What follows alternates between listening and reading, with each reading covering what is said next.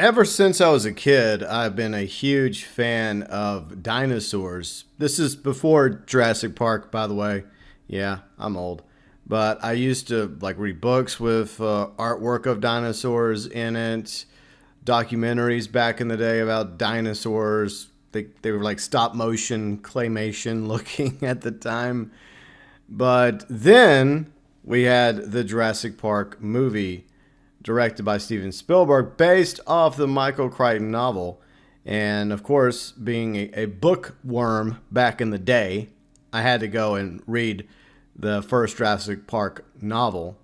And then when Lost World came out, the novel, not the movie, I read the novel as well. And I was surprised how different the novel of Lost World was from the movie, in a good and bad way. But my favorite dinosaur movie of all time is easily Jurassic Park by Steven Spielberg. When it comes to the sequels, like Jurassic Park, Lost World, Jurassic Park 3, there is always debate about which one's the better sequel, because they both have good stuff in it. Neither one of them are perfect. Let's be honest, Jurassic Park, the original movie, will always be the best of the entire Jurassic Park, Jurassic World franchise. I don't think that's up for debate, but there are things I absolutely love about The Lost World, and then there's things I love about Jurassic Park 3. For one thing, I'm a huge Sam Neill fan, so having him come back in Jurassic Park 3 as Alan Grant, that was amazing. But there's some silly stuff in, Jurassic Park 3 that I find hilarious and memeable, like Raptor Jesus. Alan. But there's also some good stuff, too, in Jurassic Park 3, just like there's some good stuff in Lost World. And for a long time after Jurassic Park 3, the franchise sat dormant until Jurassic World came out. And honestly, I liked Jurassic World for the most part, but then it went downhill after that movie. Fallen Kingdom was awful. It had a few moments in it, but I didn't really care for Fallen Kingdom. I thought we'd get some redemption in Dominion, but I do feel like that was like two movies that they were trying to stitch together into one movie, and it just didn't work. Yeah, I like the fact they brought back, Dr. Grant, Dr. Sattler, Dr. Malcolm, but it just didn't really work for me so well. I think most people felt the same way about Dominion. It was a disappointment, to say the least. And a lot of us thought that would be the end of it for a while, that there wouldn't be any future Jurassic Park or World movies, but apparently the studios are working on another Jurassic movie. Now, there's debate about what it might be. Some are saying it's going to be a new set of Jurassic World movies, a new trilogy. There's also rumors out there that this might be a complete reboot. And for the record, most of the time, I am against reboots, remakes, because I just don't like them. I really, really, really don't. But in this case, I am going to actually make an exception. I'm going to make a big exception because as someone who loved the original Jurassic Park novel, I've always wanted a Jurassic Park movie that was a bit more darker and faithful to Michael Crichton's vision. So that's what I'm proposing, is Michael Crichton's Jurassic Park. Maybe it's not going to be like 100% like the novel, but I would say it'd be more aligned with the novel than the movie was. But once again, the original Jurassic Park movie, directed by Steven Spielberg, is amazing. One of my favorite movies of all time. It's definitely up there in my top 5, top 10. But I always wanted a darker version of Jurassic Park. Pushing that PG-13 rating. That would be amazing. And there are obviously differences from the novel and the book. There's also a lot of similarities, but there are differences. Here, I'll link a video below in the description section from, I think it's Cinemix. I forgot what the name of the channel was, but they did a really good video years ago comparing the novel to the movie.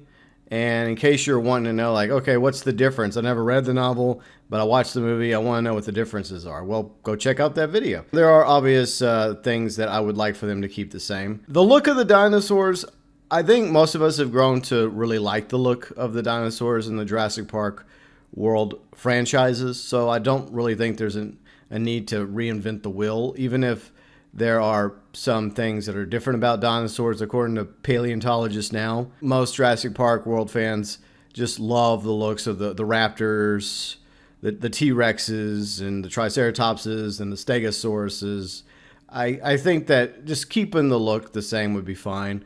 And speaking of, I would like for there to continue to be practical effects when they can do practical effects, and special effects, CGI, as long as it looks good, right? Because for the most part, the special effects for the original Jurassic Park movies still hold up pretty well. Now, I'll say, despite the fact that I want the characters for the most part to be the same in a hypothetical Jurassic Park remake, reboot, as they are in the novel, there is two exceptions I think that Steven Spielberg and his writers did a better job of, and that was with Lex and Tim. I prefer the movie versions of Lex and Tim over their book counterparts. In the book, Lex, she's very useless, let's just be honest, in the novel. The writers wisely changed up their characters and made them both useful. They made Tim the dinosaur lover, the enthusiast, reminds me a bit of myself when I was Tim's age. And they made Lex computer nerd, whereas in the book, and she's just into sports. And it's Tim that's the computer nerd and the dinosaur enthusiast enjoyer. So I'm okay with them keeping the characters of Lex and Tim the same as they were in the movie. But then I want changes that are more aligned with the book. But the big character I want to see changed is John Hammond. I want him to be more like the John Hammond from the novel. And look, credit to Richard Attenborough. He did a great job as the original live action John Hammond. You can't take that away from him, from the original Jurassic Park to Lost World. But in the novel, John Hammond is actually the main antagonist. Well, one of the antagonists. He's very greedy. He's very controlling. He's basically an asshole. And he's obsessed with the park. And he doesn't care what has to be done in order for the park to, be approved and to be a success. Like, he doesn't care if lives are lost in the process. And I want to see that John Hammond in the Michael Crichton Jurassic Park hypothetical reboot. So yeah, I want John Hammond to be more aligned with the John Hammond from the novel than the John Hammond from the Steven Spielberg film. I want him to be an antagonist. So that's a big change. And then I think that most of the other characters are pretty much the same to various degrees. There's some differences. Dennis Nedry's basically the same. So Wayne Knight did a great job as Dennis Nedry.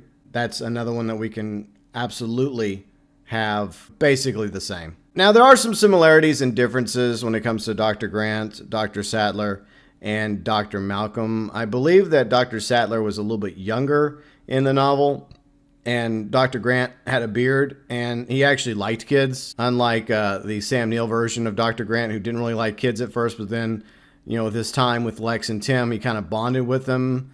So he developed an appreciation for kids. Now, in the novel, Dr. Malcolm actually dies, but then it's retconned in the Lost World novel. So I guess you could say his fate's very similar in the books to the novels, where he nearly dies, but he manages to survive. So for the most part, I'm okay with those three characters staying roughly the same. Doctors Grant, Malcolm, Sattler. But the lawyer, Donald Gennaro. Now, he's a little bit different in the novel than he is in the movie. In the novel, he's actually a good guy. He's not a sleazy lawyer. I mean, yeah, he's about, profits, and he wants the park to be successful. But when shit hits the fan, he actually becomes a hero with Muldoon, who's the park warden.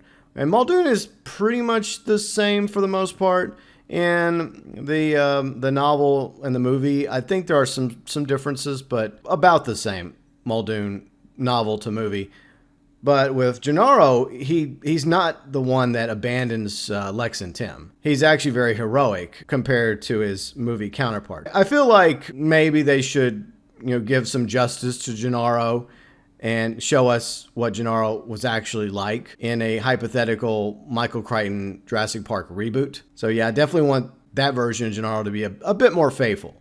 That way, lawyers can be seen in a little bit more positive light, because not all lawyers are bad. Yeah, there are some that are sleazy, but there are actually some that are pretty good lawyers. Muldoon will stay probably about the same for the most part. But then Dr. Wu deserves more time because he has a lot more time in the novel, especially with John Hammond. It does feel like Dr. Wu's character was cut a bit short in the movie, the original movie Jurassic Park, but they did bring back his character in the Jurassic World trilogy, so that was good. So I think, yeah, definitely more of Dr. Wu and Michael Crichton Jurassic Park Reboot. The next character pretty much stayed the same, except for they changed his first name.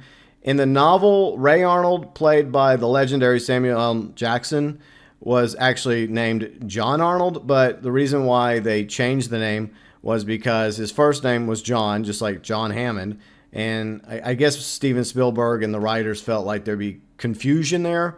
So I'm totally fine with them keeping his name Ray Arnold. For the most part, Ray Arnold, John Arnold are pretty much the same from novel to movie. So I don't really see the need to make any changes to Ray Arnold or John Arnold, or maybe they can just call him like John Ray Arnold and he just chooses to go by Ray.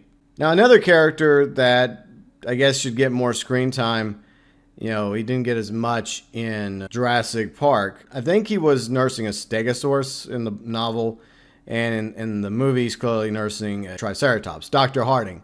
Fun fact, there's a reason why Dr. Harding in Jurassic Park and Sarah Harding in Lost World have the same last name. It's because she's supposed to be his daughter.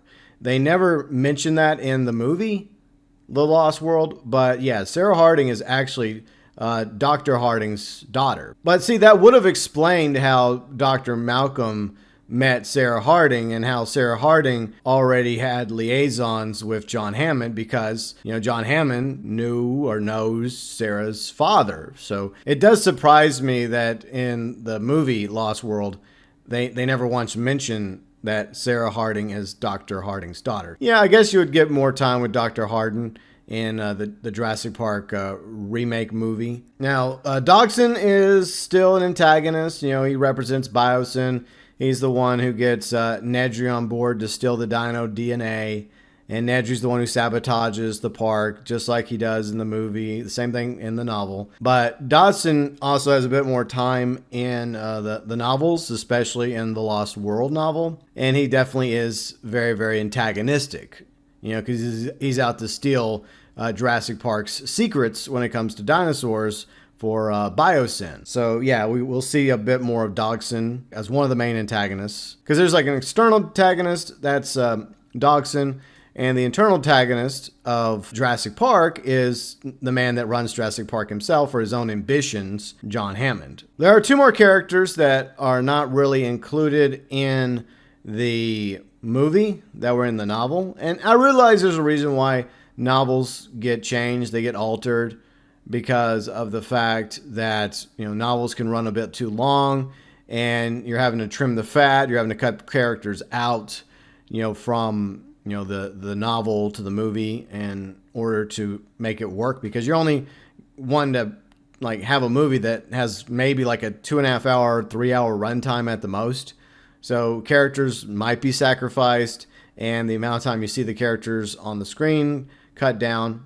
That's to be expected. But there are two other characters worth mentioning that I wouldn't mind seeing to a lesser extent in the hypothetical reboot. Dr. Gutierrez, he was an important character in both the Jurassic Park novel and the Lost World novel. And I think that they should have him there because he's the one, I think, who's discovering dinosaur attacks in Costa Rica. And he's the one who also interacts with the survivors at the end of the novel. And he also has interaction in the Lost World novel as well. So I think Dr. Gutierrez, even if he's just a supporting role, I think it would be important to have that character too, especially the story of the reboot. It goes down similar to the novel, where there are dinosaurs already escaping the island. There are attacks being reported in Costa Rica and South America. That's where the alarm bells are really starting to ring, is with that reality that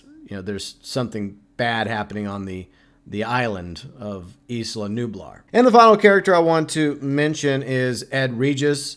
Apparently, he is in the movie, but he has a very, very brief cameo. He's the guy that's driving around, I think, Dr. Malcolm at the beginning, whenever you first see the dinosaurs at the park with the big Brachiosaurus and then all the other dinosaurs. His name is Ed Regis. He is the PR guy for Jurassic Park.